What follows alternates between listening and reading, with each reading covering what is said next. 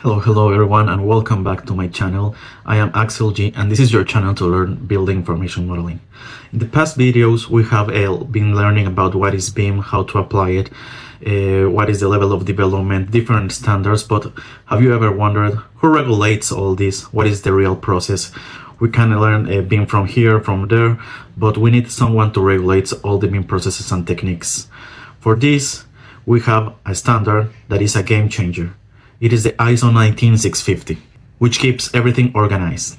In these standards, it talks about an essential key in the BIM world, that is the EIR, Exchange Information Requirements. So we are breaking down why these standards matter and how to apply it, how to apply the EIR in all the BIM process. Let's start. So why are these standards so important? Why do they matter so much?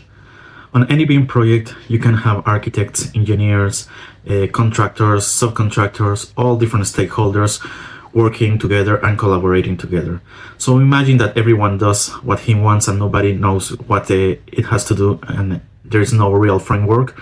So it will be a mess. Think about lost files, delays, everything you can have in mind. Even if you work in a cloud environment, if there's no framework that states what it has to be done by whom and when, then you will have a completely mess.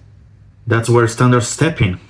So in the BIM world, we have different standards that we can mention here, but the most recognized standards is the ISO 19650, that it tries to state the framework of how to work with building information modeling. Give us a standardized approach of how to deal with BIM data. It's like a universal playbook for all the members of the project, keeping everyone on the same page right from the start till the end of the project. So the ISO, it talks about different essential documents, such as the PIR, AIR, OIR, and everything that sets the objectives of the organization, of the project, of the assets.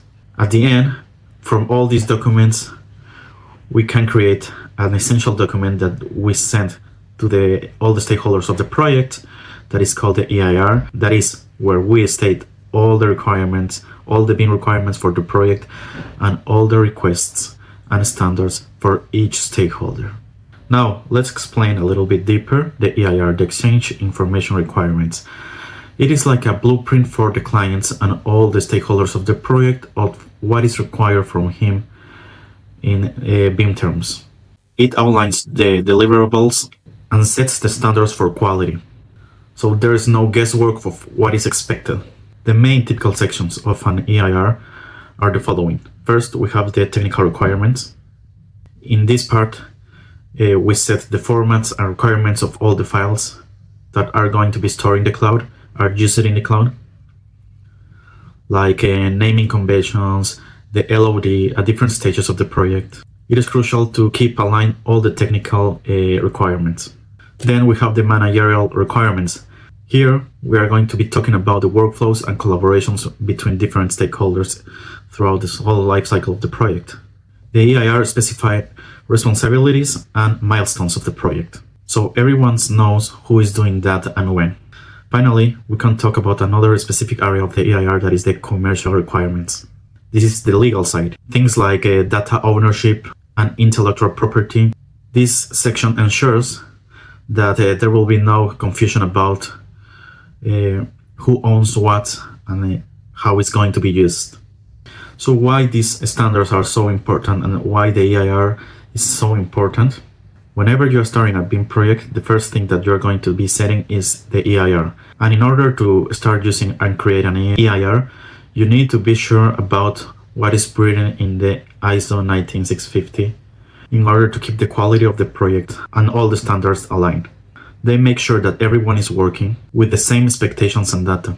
Imagine the EIR as a whole map of the project, making sure that all stakeholders from architect to contractors deliver exactly what the client needs and what the organization needs. Today, we have different platforms and different tools that help us create the EIR. You can find different templates on the internet, and there are also different companies that help you create these documents with predefined templates where you just have to put your information, such as Plannerly. So the ISO 19650 and the EIR together, they are essential for a smooth, consistent, and efficient BIM projects. If this was helpful for you, hit the like button and subscribe to stay tuned for next BIM updates. See you next time. Thanks for being with me.